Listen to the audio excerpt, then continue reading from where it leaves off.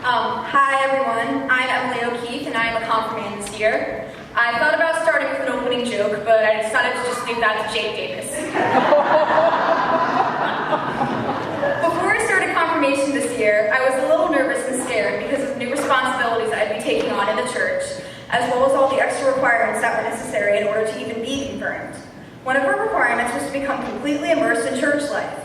This means going to a service every single Sunday. Being a teenager, I really didn't want to have to get up early and go to the 8:30 service every Sunday, but that is the service my parents like to attend, so obviously I had to go. It was okay, and I learned to appreciate it, but I really prefer the 11 o'clock service because of all the awesome music the praise band plays. Sunday school was also a requirement. I have always attended Sunday school, so this requirement wasn't too difficult for me, and it has always been somewhat enjoyable.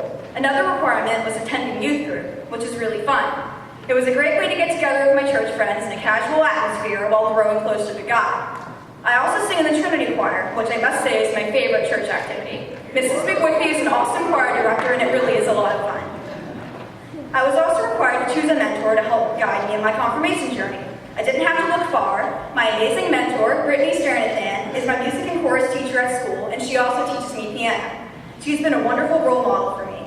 Mentoring was a great experience. It was good to hear from someone who was already confirmed, and she was also a great person to talk to about my faith. The mentoring paperwork was also really helpful and a lot of times tied into exactly what we were working on in class that week. Confirmation classes were another requirement we had to fulfill. They were actually really fun because we played a lot of games and spent a lot of time joking around, much to Pastor Malcolm and Tammy's dismay. I've made some great friends who I know that I can depend on should I ever need them. The topics we talked about in class will also be incredibly important throughout our adult life in church. I was most nervous about being required to participate in the 30-hour famine. Just the title scared me. The 30-hour famine is a fundraiser to help feed starving children around the world. During the 30-hour famine, we are not able to eat any food and we're only allowed to drink fruit juice and water. We were also told that we weren't allowed to use our cell phones during the fast. I didn't miss the food too much, but I really missed my cell phone.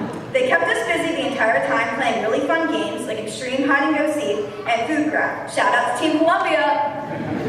The first day went very well, but on the second day I had a terrible headache. I could have just gone home and stopped the fast early, but I felt motivated by God to finish.